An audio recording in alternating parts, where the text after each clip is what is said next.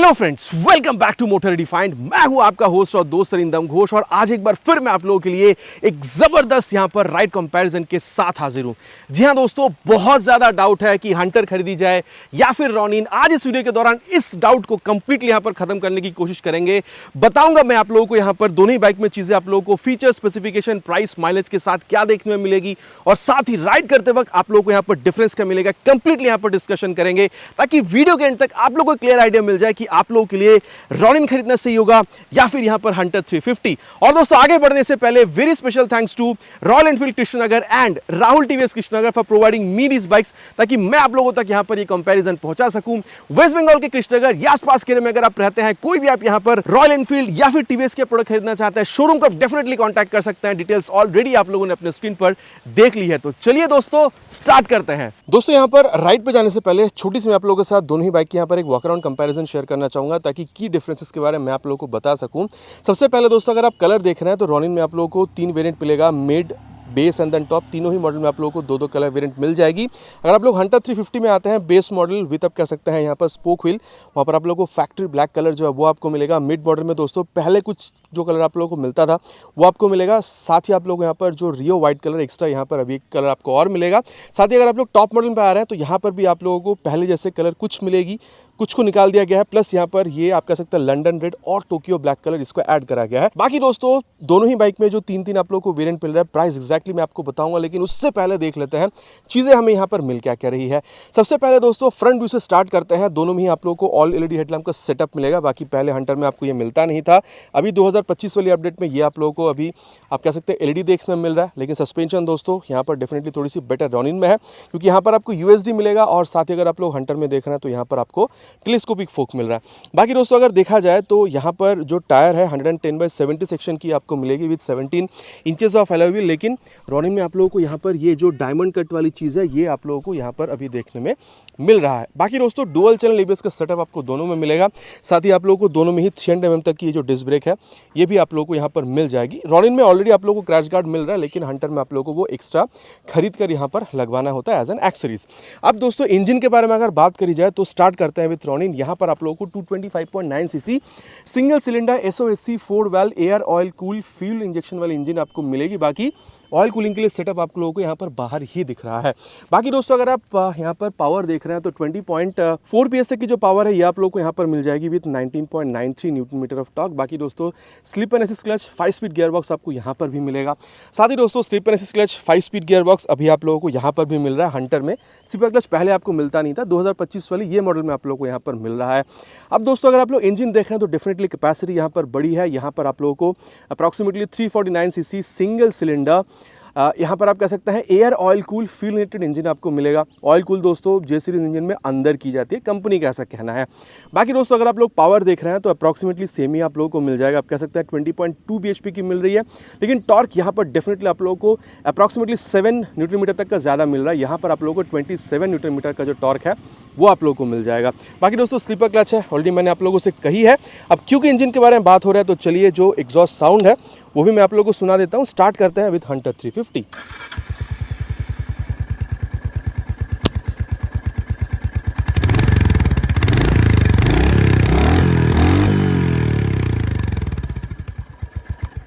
तो ये दोस्तों हंटर 350 की आवाज़ आप लोगों ने सुनी है। अब यहाँ पर जो आवाज़ है मैं आप लोगों को रॉनिन 225 की भी सुना दूँ।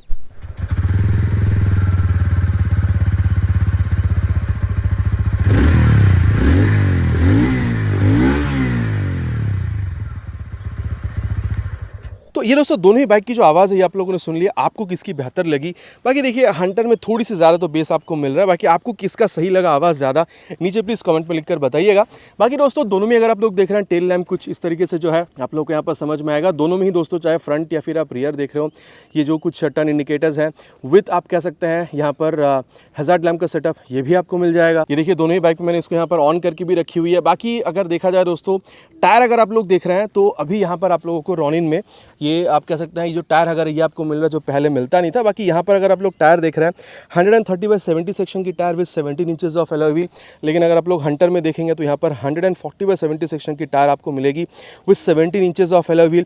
यहाँ पर 270 mm की आप लोगों को डिस्क ब्रेक मिलेगी, यहाँ पर 240 mm की है, तो डेफिनेटली वहाँ पर थोड़ा सा बड़ा है।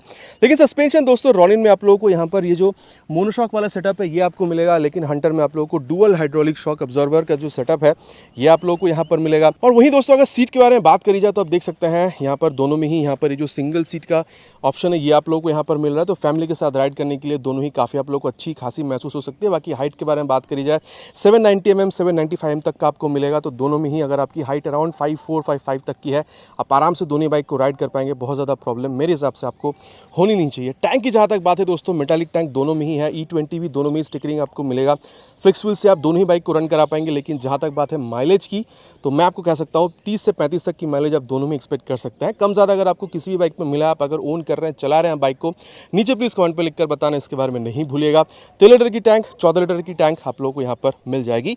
जहाँ तक बात है ग्राउंड क्लियरेंस की दोस्तों यहाँ पर आप लोगों को रॉनिन में 181 mm तक की आपको मिलेगी, लेकिन जैसे ही आप यहाँ पर हंटर पर आ रहे हैं जो पहले करीबन 155 की हुआ करती थी अभी आप लोग को अप्रॉक्सीमेटली 160 mm तक की देखने में मिल जाएगी। बाकी दोस्तों अगर आप लोग यहाँ पर वेट देख रहे हैं तो यहाँ पर एक खासा डिफरेंस आपको मिलेगा। रॉनिन में यहाँ पर जस्ट 160 किलोग्राम इसकी वेट है, लेकिन जब आप हंटर पर आ रहे हैं तो 181 किलोग्राम तक आप लोगों को इसकी जो ओवरऑल वेट है ये आप लोगों को यहाँ पर देखने में मिल जाएगी। बाकी दोस्तों अगर आप लोग इसकी मीटर कंसोल देख रहे हैं तो यहाँ पर रॉनिन में आप लोगों को ये कम्प्लीटली ब्लूटूथ जो है ये आप लोगों को मिल जाएगा। बाकी एक बार ऑफ करके अगर मैं ऑन करूँ तो आप लोगों को बेहतर मैं समझा सकता हूँ पूरा। एक बार यहाँ पर स्वाइप लेती है, स्पीडो, ऑटो, टैको, ठीक है, गियर पोजिशन सेंसर, 2 मोड आप लोग को यहाँ पर मिल जाएगा, urban and then rain mode. और इसके हिसाब से दोस्तों बहुत ज़्यादा पावर टॉर्क में कोई फर्क आता नहीं है। रेन मोड में थोड़ी सी ABS कैलिब्रेशन यहाँ पर आपको ज़्यादा मिलेगी।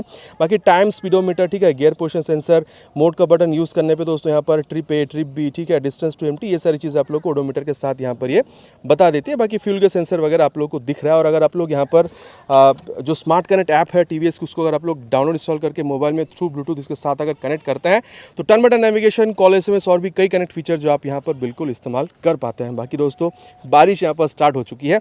अब पास लाइट यहाँ पर आप लोग को मिल जाता है दोस्तों, then high beam, low beam, Bluetooth यहाँ पर मिलेगा तो टॉगल करने के लिए आई की बटन, टर्न सिग्नल और हॉर्न यहाँ पर आपको अच्छा खासा मिलेगा। देन यहाँ पर ये आप लोगों को इंजन किल स्विच मिल रहा है, मोड को स्विच करने के लिए बटन मिल रहा है। और यहाँ पर दोस्तों आप लोगों को ये हज़ार्ड लैम्प का जो स्विच है ये भी मिल रहा है। नीचे है इंजन ऑन करने का स्विच। बाकी यहाँ पर ये क्लच हो चाहे यहाँ पर ब्रेक हो आप इसको एडजस्ट भी बिल्कुल कर सकते हैं। और साथ ही दोस्तों मिरर यहाँ पर अच्छा खासा रियर व्यू देगी। इसके बारे में आगे चलते हुए बात करेंगे। मीटर कंसोल दोस्तों यहाँ पर भी आप लोगों को सेमी डिजिटल देखने को मिलेगा। ये एनालॉग भी आप लोगों को मिल रहा है, डिजिटल जो है ये भी चीज़ आप लोगों को यहाँ पर मिलेगा। टॉगल करने के लिए जो बटन है ये आप लोगों को यहाँ पर मिल रहा है। फ्यूल गेज सेंसर, देन आप लोगों को टाइम, गियर, ठीक है, ओडोमीटर, ये जो चीज़ है, ठीक है, ट्रिप A, ट्रिप B, ठीक है, ओडोमीटर, ये सारी चीज़ें आप लोग को यहाँ पर बताएगी। ब्लूटूथ का काम सिर्फ इतना है दोस्तों, यहाँ पर ये ट्रिप नेविगेशन जो है ये आप लोग को यहाँ पर मिलेगा, जो पहले 5,000 रुपये डाल के एक्स्ट्रा लगवाना पड़ता था, अभी आप लोग को ये ऑलरेडी जो है यहाँ पर आपको देखने में मिल रहा है। बाकी दोस्तों अगर आप लोग देख रहे हैं तो ये high beam, low beam, password के लिए स्विच, टर्न सिग्नल और हॉर्न यहाँ पर लाउडर है दोस्तों, बिल्कुल कह सकता हूँ। किल स्विच, स्टार्ट स्विच एक साथ है। यहाँ पर भी आप लोगों को ये जो हज़ार्ड लैम्प का स्विच है ये आपको मिल रहा है और ये ऑन करने के लिए यहाँ पर इंजन की स्विच एक साथ दी गई है। बाकी दोस्तों रेट्रो फील को मेंटेन करने के लिए गोल यहाँ पर ये जो मिरर है ये आप लोगों को यहाँ पर बिल्कुल देखने में मिल जाएगा। तो मोटा मोटा दोस्तों बाइक में यहाँ पर चीज़ें आपको मिल क्या कह रही है इसके बारे में बात हो चुका है। प्राइस के बारे में बात करते हैं दोस्तों। सबसे पहले मैं ये आपको बताना चाहूँगा, अगर आप लोग यहाँ पर बेस मॉडल देख रहे हैं 11,000 का फ़र्क है, मिड मॉडल में दोनों ही बाइक की 13,000 का और टॉप मॉडल में दोनों ही बाइक की यहाँ पर आप लोग को 4,000 तक का फ़र्क दिखेगा। बाकी दोस्तों रॉनिन की यहाँ पर जो प्राइस है वो स्टार्ट हो जाती है 1,65,000 से, टॉप मॉडल पर आते आते 2,08,500 रुपये तक आपको पे करना होता है। और वहीं अगर आप लोग यहाँ पर आप कह सकते हैं हंटर पर आ रहे हैं तो यहाँ पर इसकी जो बेस मॉडल है फैक्ट्री ब्लैक स्टार्ट हो जाती है अप्रॉक्सीमेटली 1,76,644 रुपीज़ से, और टॉप मॉडल पर यहाँ तक आते आते आप लोगों को 2,11,961 रुपीज़ पे करनी होती है, अप्रॉक्सीमेटली 2,12,000 आप कह सकते हैं। तो मोटा मोटा दोस्तों दोनों ही बाइक में क्या चीज़ आप लोगों को मिल रही है इस बारे में बात हो चुकी है। चलिए अब राइड पर चलते हैं, देन देखते हैं कि राइड एक्सपीरियंस दोनों में हमें यहाँ पर कितना डिफरेंट देखने को मिल सकता है। दोस्तों अब यहाँ पर राइड कंपैरिजन की शुरुआत करते हैं। सबसे पहले रॉनिन से ही करेंगे। भली पावर दोनों में बिल्कुल आपको सिमिलर दिखेगा, लेकिन टॉर्क यहाँ पर 7 न्यूटन मीटर कम है। तो स्टार्ट यहाँ से करेंगे 795 mm के सीट हाइट के साथ आपको ये बाइक बिल्कुल मिल रहा है। अब देखिए सीट जो है इज क्वाइट कंफर्टेबल, ठीक है। फ्रंट फिटेड फुटपेग जो वो आपको मिल रहा है, काफ़ी चौड़ी जो है हैंडल बार आपको मिलेगी और बिल्कुल ही अपराइट आप यहाँ पर बैठ रहे हैं। तो एक सुइटेबल, एक कह सकते हैं कि लॉन्ग राइडर वाला जो पोजीशन है लॉन्ग राइड करने के लिए, वो आपको यहाँ पर मिल रहा है, ठीक है। और चलिए अब यहाँ पर स्टार्ट करते हैं इसको। फर्स्ट गियर और ये second gear, oh my God, third gear. अब देखिए, पावर हो चाहे टॉर्क, ठीक है, ये कमी आपको यहाँ पर, ये बिल्कुल ही फर्स्ट आपको यहाँ पर गियर से मतलब समझने दे नहीं रही है। मतलब अच्छा खासा पावर टॉर्क आप लोग यहाँ पर समझ में आएगा, ठीक है। बाकी अगर आप लोग देख रहे हैं दोस्तों, तो ये जो आप बिल्कुल ही अपराइट बैठ रहे हैं, सीट काफ़ी कंफर्टेबल है, आपको यहाँ पर हैंडल जो ये भी काफ़ी चौड़ा मिल रहा है, तो इस वजह से लॉन्ग राइड में डेफिनेटली आप इस बाइक को मतलब यूज़ करना पसंद करेंगे।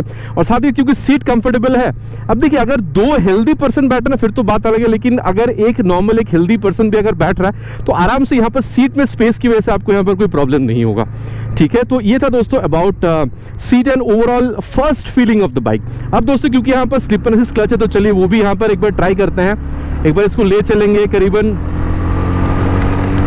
ये 75 तक, एंड देन 4 से 3, 3 से 2, और देखिए बार बार मैं क्लच छोड़ रहा था, लेकिन यहाँ पर क्या रियर टायर हल्का से भी लॉक करी, क्या हल्का से भी स्लिप करा, बिल्कुल भी नहीं करा। तो स्लिप एंड असिस्ट क्लच काफ़ी अच्छी तरीके से काम कर रही है। और दोस्तों ये भी कहना बिल्कुल ही लाजमी है कि because of slip and assist वाली ये जो बात है, इसकी वजह से आपको यहाँ पर ये जो क्लच मिल रहा है ये भी काफ़ी सॉफ्ट ही आप लोगों को मिल रहा है, और चाहे यहाँ पर क्लच हो चाहे ब्रेक हो, आप लोगों को यहाँ पर एडजस्टेबल ही मिल रहा है, ठीक है। तो ये भी एक बात यहाँ पर बिल्कुल आती है। बाकी दोस्तों अब अगर क्लच के बारे में बात हो रही है तो गियर भी मैं आपको बता दूं, देखिए एक हल्के से एफर्ट के साथ अगर आप लोगों ने 164V 204V अपाचे चलाई होगी तो काफी उसी तरीके से एक कैरेक्टर वाली जहाँ पर जो गियर बॉक्स है वो आपको मिल रहा है, एकदम हल्का से एफर्ट के साथ आप, या फिर डाउन शिफ्टिंग जो है यहाँ पर आप लोगों को ये होती हुई दिखेगी, ठीक है। तो इसमें आपको बहुत ज्यादा यहाँ पर कोई जो प्रॉब्लम है वो आपको फील हो नहीं रहा है। अब दोस्तों जब हम लोग क्लच, गियर, ठीक है, स्लिप एंड असिस्ट क्लच इसके बारे में बात कर रहे हैं, तो चलिए यहाँ पर इसकी जो एक्सीलरेशन टेस्ट है उसको भी कंप्लीट करते हैं, देन यहाँ पर इसकी जो परफॉर्मेंस उसके बारे में आगे बात करते हैं। We'll start with 3 horns already on first gear.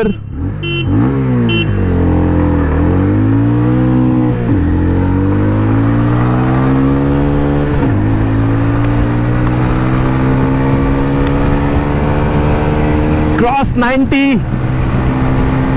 cross 100. देखिए दोस्तों, अगर आप वाइब्रेशन का यहाँ पर पैटर्न देख रहे हैं तो अगर आप लोग, अगेन मैं कहूँगा 164V, अगर आपने 204V अपाचे चलाई होगी काफ़ी उसी तरीके से है। 90 के बाद जब आप जा रहे हैं तो डेफिनेटली एक वाइब्रेशन आपको यहाँ पे आपकी राइट फुट पे या फिर लेफ्ट फुट पे में समझ में आ रहा है, लेकिन ऐसा नहीं कहूँगा कि इसकी वजह से आप बाइक खरीदेंगे ही नहीं, एनॉइंग नहीं है, ठीक है। लेकिन हाँ, 100 के बाद अगर आप जा रहे हैं तो डेफिनेटली हल्का सा वो वाइब्रेशन आप लोग को यहाँ पर समझ में आएगा ज़्यादा।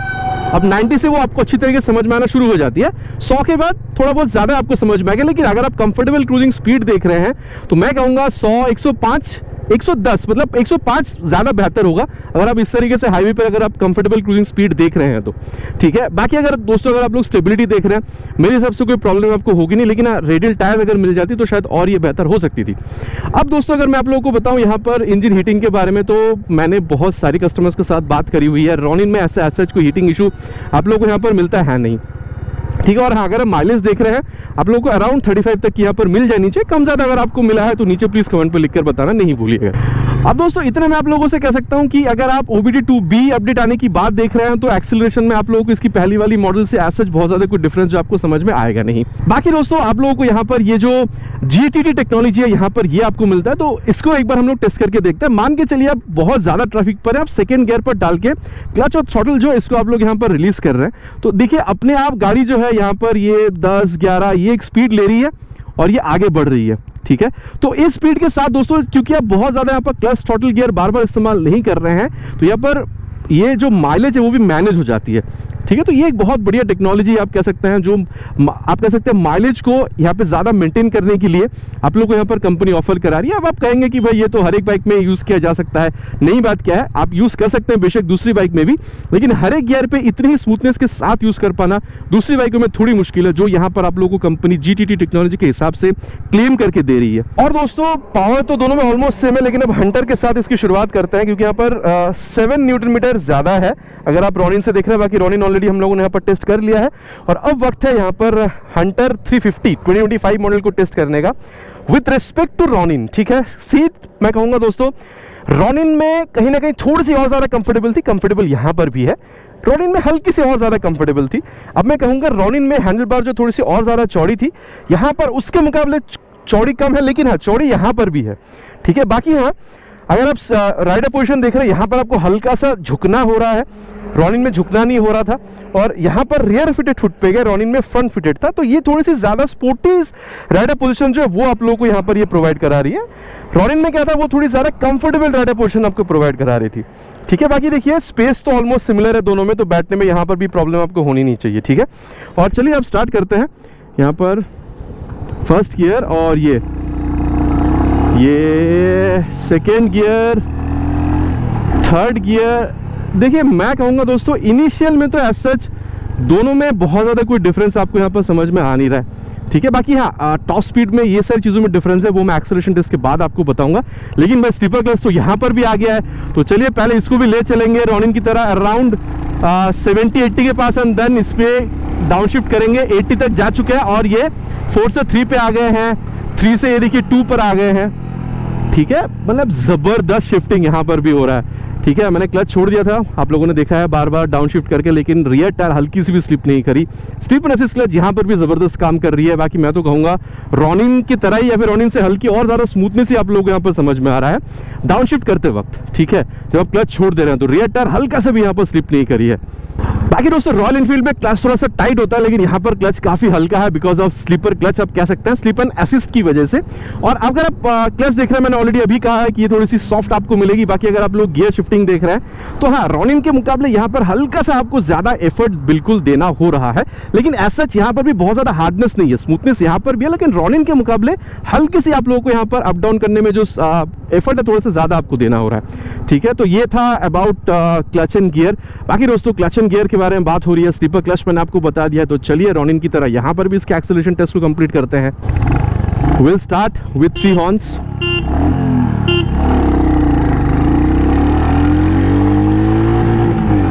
$60 crossed. We'll go for 100 now. And 100 also crossed. Third gear में 100 पे जाके कह रही है कि भाई गियर चेंज करो। ठीक है, तो मैं कहूँगा देखिए दोस्तों वाइब्रेशन मैं कहूँगा यहाँ पर भी काफ़ी हद तक कंट्रोल्ड है। इनफैक्ट ये कहना गलत नहीं होगा कि रॉनिन में मैं आपको 90-95 कहा था, यहाँ पर 100 तक भी एज सच बहुत ज़्यादा कोई वाइब्रेशन मिल नहीं रहा है। आपको शायद ताजुब लग रही होगी भाई रॉयल एनफील्ड है क्या कह रहे हो, लेकिन हाँ भाई जे सीरीज की इंजन और आफ्टर दिस 225 अपग्रेड आप कह सकते हैं कि यहाँ पर वाइब्रेशन और ज़्यादा कंट्रोल्ड है। तो आप अगर इस तरीके से हाईवेज पर हैं, कभी कभी अगर निकल जाना पसंद करते हैं, तो मेरे ख्याल से 110 तक भी अगर आप ले जा रहे हैं बहुत ज़्यादा वाइब्रेशन मिलेगा नहीं। लेकिन हाँ 100 के बाद जब आप देख रहे हैं तो हल्का सा फुट पेस पे आपको जो थोड़ा सा बज़ है वो आपको यहाँ पर फील हो रहा है। तो स्मूथनेस के मामले में मैं कहूँगा दोस्तों रॉयल एनफील्ड हंटर 350 थोड़ी सी बेहतर आपको महसूस हो सकती है। बाकी दोस्तों अगर आप लोग यहाँ पर स्टेबिलिटी देख रहे हैं कोई ऐसा प्रॉब्लम नहीं है। हाँ अगर आप इंजन हीटिंग देख रहे हैं थोड़ा बहुत शायद आपको मिले, वो भी अगर आप फर्स्ट सर्विस देख रहे हैं उसके बाद अगर आप इसको मतलब देखते हैं तो बहुत ज़्यादा आपको वहाँ पर फर्स्ट सर्विस के बाद भी इंजन हीटिंग से इशू आप लोगों को बहुत ज़्यादा यहाँ पर फील होनी नहीं चाहिए। बाकी माइलेज दोस्तों यहाँ पर भी आप लोग 35 तक एक्सपेक्टेशन रख सकते हैं।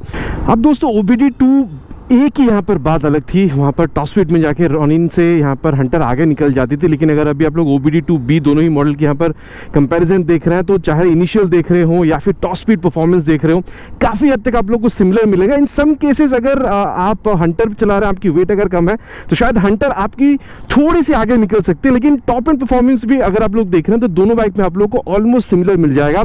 135 से 37 km/h तक की टॉप स्पीड अचीव करने में दोनों ही बाइक यहाँ पर केपेबल हो सकती है।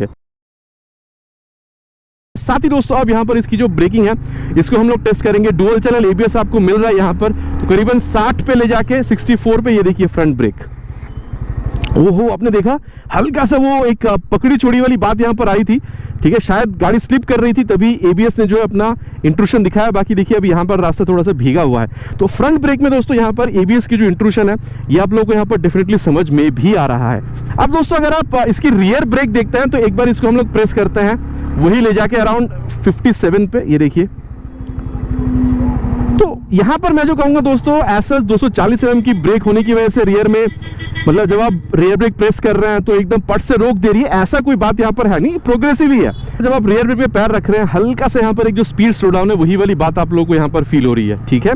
और अब दोस्तों बेस्ट ब्रेकिंग होता है अगर आप लोग रियर के संग संग बाद फ्रंट ब्रेक को अगर आप अप्लाई कर रहे होते हैं, तो वो भी मैं आप लोगों को यहाँ पर एक बार करके बिल्कुल बता देता हूँ। और ये देखिए 65 पे ले जाके रियर विथ फ्रंट ब्रेक, पीछे कोई था नहीं दोस्तों, तीनों ही बार ब्रेक देख के करा गया है। तो आप ओवरऑल ब्रेक कह सकते हैं दोस्तों, आप लोगों को यहाँ पर काफी दमदार देखने को मिलेगा। ब्रेकिंग में मेरे हिसाब से कोई प्रॉब्लम आपको होगी नहीं। हाँ, ऐसा नहीं है कि झट से रोक दे रही है, काफी प्यार से रोक रही है, लेकिन अच्छी तरीके से रोक रही है।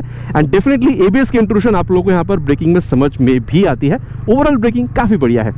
और अब दोस्तों यहाँ पर इसकी जो ब्रेक है इसको भी टेस्ट करेंगे, जैसे हम लोगों ने रॉनिन में करी थी। पीछे कोई है नहीं, हमने देख लिया है। और 70 पे ले जाके फ्रंट ब्रेक। बाकी मैं कहूंगा दोस्तों, रॉनिन भी 300 mm की ब्रेक दे रही है, ये भी 300 mm की ही ब्रेक दे रही है, लेकिन रॉनिन में 160 किलो है, इस 181 किलोग्राम इसकी वेट है। इन जनरल अगर आप देख रहे हैं फिर तो यहाँ पर भी ब्रेकिंग काफी सही है। लेकिन अगर आप दोनों को बारी बारी से चला के देख रहे हैं, रॉनिन में फ्रंट ब्रेक आपको थोड़ी सी बेहतर फील हो सकती है, ठीक है। ऐसा बहुत ज्यादा डिफरेंस नहीं, लेकिन थोड़ी सी बेहतर फील हो सकती है। And that's truly because of the weight I feel, ठीक है, क्योंकि वेट वहां पर 20 किलोग्राम तक कम है।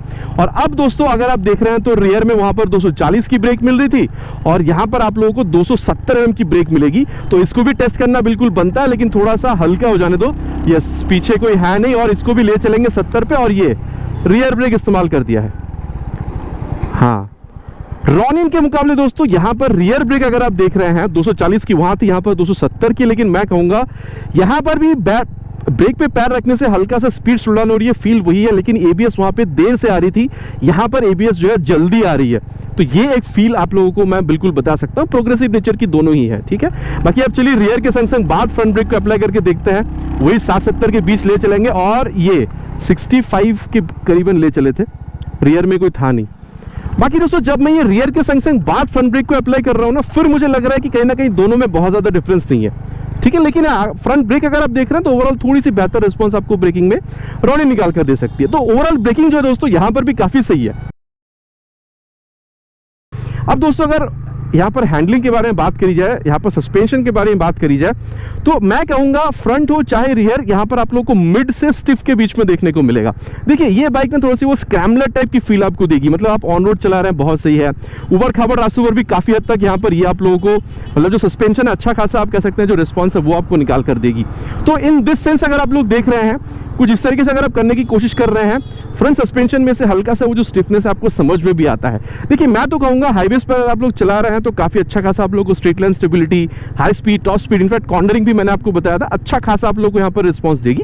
लेकिन जब आप गड्ढों पर जाएंगे, मैं कहूंगा देखिए दोस्तों अगेन स्क्रैम्बलर टाइप की है, तो काफी हद तक ये जो जर्क है वो एब्जॉर्ब करेगी। लेकिन दोस्तों अगर आप बहुत ज़्यादा गड्ढों पर जाएंगे फिर तो यहाँ पर यूएसडी है और मोनोशॉक रियर में है, ये आपको झटका भी फील कराएगी। तो ऐसा नहीं है कि आप जहां मन चाहे बाइक को आप लोग ले जाके उतार दिया, ऐसा नहीं है। लेकिन काफ़ी हद तक in all Indian road conditions थोड़ा बहुत अगर आप गड्ढों पर भी जा रहे हैं तो ये आप लोग को हेल्प करती हुई नजर आएगी। अब दोस्तों हम लोग यहाँ पर सस्पेंशन के बारे में बात करेंगे। और फ्रंट सस्पेंशन अगर आप देख रहे हैं तो कहीं ना कहीं रॉनिन में दोस्तों आप लोगों को हल्की सी यहाँ पर, मतलब रॉनिन के मुकाबले यहाँ पर अगर आप देख रहे हैं, इसको आप टर्न कर देते हैं, ये देखिए। तो ये जब मैं रॉनिन में कर रहा था ना, वहां पर थोड़ी सी स्टिफनेस ज्यादा थी, तो कॉन्फिडेंस रॉनिन में आप लोगों को थोड़ी सी बेहतर मिल रही थी। देखिए कॉन्फिडेंस में कमी यहां पर भी नहीं है, लेकिन रॉनिन में हल्की सी आपको बेहतर मिल रही थी because of the USD suspension. जो यूएसडी के काम है वो रॉनिन में अच्छी तरीके से यूएसडी निभा रही है, बाकी यहाँ पर भी ठीक है। और फ्रंट सस्पेंशन हो चाहे रियर, मैं कहूँगा दोस्तों ये थोड़ी सी मिड साइड पर इसको यहाँ पर सेट करा गया है, ठीक है। और देखिए मैंने फ्रंट की आपको बताइए, रियर अगर मैं बताऊँ तो मैं कहूंगा दोस्तों अगेन रॉनिन की तरह ही इस तरीके से हाईवेज पर आप क्रूज कर रहे हैं, हाई स्पीड, टॉप स्पीड, थोड़ा बहुत कॉर्नरिंग सब ठीक है। लेकिन जब आप गड्ढों पर जाएंगे दोस्तों तो यहाँ पर भी बात मैं वही कहूंगा कि थोड़ा सा आप लोगों को झटका तो झेलती हुई नजर आएगी, लेकिन ज्यादा गड्ढों पर जाएंगे तो ये आपकी बैक को फील कराएगी कि भाई अच्छे रास्ते से मुझे ले चलो। तो रॉनिन और इसमें बहुत ज्यादा फर्क आपको मिलेगा नहीं, लेकिन फर्क आपको तब समझ में आएगा स्पेशली जब आप कॉर्नरिंग कर रहे होंगे, तो कॉन्फिडेंस रॉनिन में हल्के से आपको बेहतर मिल सकती है। और दोस्तों अगर आप लोग हैंडलिंग देख रहे हैं तो ये एक चीज देखिए कितनी मजे से आप लोग यहाँ पर ये यूएसडी की यहाँ पर इस्तेमाल आप कर सकते हैं, मतलब काफी अच्छी तरीके से आप यहाँ पर कॉर्नरिंग वगैरह जो ये भी आप कर सकते हैं और छोटी सी जगह पे आप इसको मोड़ भी पा रहे हैं। ठीक है, तो आप कह सकते हैं कि जो टर्निंग रेडियस है वो भी आप लोगों को यहाँ पर मतलब काफी छोटी जगह पे इस बाइक को मोड़ने के लिए अलाउ कर रही है। और अब दोस्तों अगर ओवरऑल फील के बारे में बात करी जाए तो जब आप बाइक के साथ खेलने की कोशिश कर रहे हैं तो 160 किलोग्राम की वेट है, लेकिन ट्रस्ट मी वेट इतना ज्यादा अच्छी तरीके से डिस्ट्रीब्यूटेड है ना कि आप लोगों को समझ में नहीं आ रहा है कि ये भारी भी है। ठीक है, चलते वक्त इतना ज्यादा ये आप लोगों को हल्का फील होता है। ठीक है, बाकी दोस्तों रियर व्यू मिरर काफी अच्छा खासा रियर व्यू जो है वो हमें यहाँ पर बिल्कुल निकाल कर दे रही है। आप अच्छा खासा यहाँ पर सीट आपको मिल रहा है, स्पेशियस भी है, उसमें भी बहुत ज्यादा प्रॉब्लम नहीं होगा। अगर बहुत ज़्यादा अगर आप दोनों अगर हेल्दी नहीं बैठ रहे हैं तो प्रॉब्लम मेरे हिसाब से स्पेस में भी आप लोगों को होनी नहीं चाहिए। हैंडल बार आपको काफ़ी चौड़ा मिल रहा है, ब्रेकिंग सही है, एक्सीलरेशन भी काफ़ी तगड़ा मिल रहा है। ठीक है, आप लोगों को यहाँ पर जो ब्लूटूथ कनेक्टिविटी है, स्पीडो ऑटो टैको, ठीक है, सब कुछ मिल रहा है। मोबाइल चार्जिंग पोर्ट जो है दोस्तों पहले आपको मिलता था, लेकिन अभी आप लोगों को अलग से यहाँ पर लगवाना पड़ता है। तो इन ऑल दिस सेंसेस आप कह सकते हैं कि अगर आप सिटी राइड के लिए यूज करेंगे, माइलेज अगर आप 35-38 तक खुश हैं फिर तो ठीक है, लेकिन अगर आप लॉन्ग राइड पे जाना चाह रहे हैं विद आप कह सकते हैं पिलियन, जहां पर आपको अच्छा खासा हैंडलिंग चाहिए, अच्छी आप लोगों को राइड क्वालिटी चाहिए, कंफर्टेबल राइड आपको चाहिए, माइलेज भी 30-35 तक की चाहिए, मेरे ख्याल से दोस्तों आप लोगों के लिए यहाँ पर 2025 टीवीएस रॉनिन 225 टॉप मॉडल आप लोगों के लिए बहुत बढ़िया बाइक रह सकती है। और इसके अलावा दोस्तों अगर आप देख रहे हैं तो रियर व्यू मिरर यहाँ पर भी काफी अच्छा खासा आपको मिल रहा है, लेकिन रेट्रो व्यू उसको मेंटेन करते हुए गोल्ड मिरर आपको मिल रहा है। ठीक है, यहाँ पर टैकोमीटर नहीं है, बाकी स्पीडोमीटर, ओडोमीटर, ठीक है, फ्यूल गैस सेंसर, ये सारी चीजें मिल रही है। और यहाँ पर तो प्लस पॉइंट है सीटा मोबाइल चार्जिंग पोर्ट जो है वो भी आप लोगों को यहाँ पर देखने में मिल जा रही है। बाकी देखिए दोस्तों थोड़ी सी स्पोर्टी राइडर पोजीशन तो आपको मिल ही रहा है, लेकिन हैंडल बार जो थोड़ी सी ऊंची हुई है, सीट जो थोड़ा सा और कंफर्टेबल हुआ है, इस वजह से मैं कह सकता हूं कि लॉन्ग राइड यहां पर भी पॉसिबल है। ठीक है, ब्रेकिंग भी यहां पर आपको काफी अच्छी खासी देखने में मिल जाती है। तो दोनों ही बाइक में क्या चीजें है दोस्तों, बात हम लोगों ने कर लिया। चलिए अब कंक्लूजन पर चलते हैं एंड स्पेसिफिकली बात करते हैं कि आप लोगों के लिए रॉनिन खरीदना सही होगा या फिर यहाँ पर हंटर 350। दोस्तों अब सत्यवचन की घड़ी कंक्लूजन का समय क्लियर हो जाना चाहिए कि आप लोगों के लिए यहाँ पर हंटर सही रहेगा या फिर रॉनिन। देखिए दोस्तों सबसे पहली बात तो यह है प्राइस एक बहुत बड़ा यहाँ पर रोल प्ले करती है। अगर आपका बजट आप लोगों को अलाउ कर रही है 1,60,65 तक जाने की, तो रॉनिन आप लोगों के लिए सबसे पहले यहाँ पर गाड़ी आपको दिखेगी। देखिए दोस्तों रॉनिन को खरीदने का ना बहुत सारा रीजन हो सकता है, जैसे कि अगर आप सिटी राइड तो करना चाहते हैं लेकिन अगर आप लॉन्ग राइड पे ज़्यादा प्रेफर करते हैं, आपको चाहिए कि रात के टाइम पे राइड करने के लिए अच्छा खासा एलईडी हेडलैम्प चाहिए, वो आप लोगों को मिल रहा है। कंप्लीट डिजिटल वाली अगर आप लोगों को कंसोल चाहिए वो आप लोगों को मिल रहा है। स्लीपर असिस्ट क्लच आप लोगों को मिल जाता है। ठीक है, लेकिन आप बेस मॉडल में आप लोगों को सिंगल चैनल एबीएस ही देखने में मिलेगा। ब्रेकिंग काफ़ी अच्छी है, टायर्स वगैरह काफ़ी चौड़े आपको मिलते हैं, सीट यहाँ पर आपको काफ़ी कंफर्टेबल मिलेगी। माइलेज आप लोगों को यहाँ पर 35-38 तक का यहाँ पर देखने मिलेगा। आप लोगों को यहाँ पर जो साउंड है वो भी आप लोगों को इस बाइक की काफ़ी अच्छी खासी मिल जाती है। ठीक है, मैं तो कहूँगा दोस्तों अगर आप लोगों को, अगर आपकी बजट आपको अलाउ कर रही है, ठीक है, 2 लाख 5-7 हज़ार रुपए तक जाने की, अगर आपको ब्लूटूथ भी चाहिए, मेरे ख्याल से दोस्तों 2025 में अगर आप लोग आ रहे हैं तो 2025 टीवीएस रॉनिन 225 टॉप मॉडल आप लोगों के लिए बहुत बेहतरीन बाइक हो सकता है city ride plus long way, आप कह सकते हैं लॉन्ग राइड या फिर क्रूजिंग के लिए। लेकिन दोस्तों जब आप लोग यहाँ पर हंटर पर आ रहे हैं, पहली बात तो यह है कि प्राइस अगर आप लोग देख रहे हैं तो टॉप मॉडल में भी करीबन आप लोग 4,000 रुपये तक यहाँ पर ज़्यादा पे कर रहे हैं।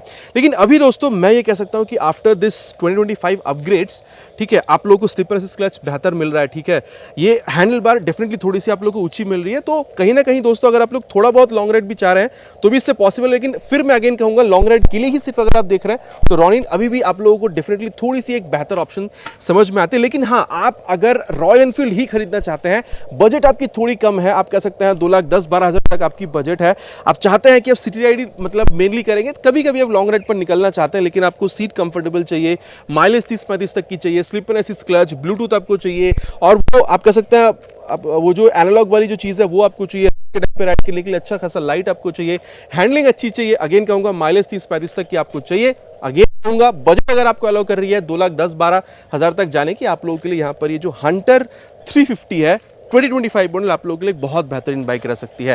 तो यहां तक दोस्तों हम लोगों ने देख लिया है कि चीजें हमें दोनों बाइक पे मिल के आ रही है। मैंने आप लोगों को क्लियरली बताने की कोशिश करी है, हंटर आप लोगों के लिए चाहिए सही होगा या फिर आप लोगों को रॉनिन खरीदना आप लोगों के लिए सही हो सकता है। बाकी अब आप लोग क्या समझ रहे हैं आफ्टर दिस रिव्यू, आप हंटर पे जाना चाहेंगे या फिर रॉनिन पे, नीचे कमेंट पर लिखकर बताना नहीं भूलिएगा, इट्स माय रिक्वेस्ट। आशा करता हूँ वीडियो आप लोगों को पसंद आई होगी। आपको पता है पसंद आए तो क्या करना है, भाई को मोटिवेट करने के लिए वीडियो में एक लाइक, चैनल पे अगर आप लोग पहली बार आ रहे हैं तो सब्सक्राइब करके बेल बटन को ऑल पे हिट करना प्लीज नहीं भूलिएगा। अगेन इट्स माय रिक्वेस्ट, बहुत जल्द आप लोगों से चैनल पर मुलाकात होगी इसी तरीके से बाइक या स्कूटर के साथ। Till then ride safe and जय हिंद।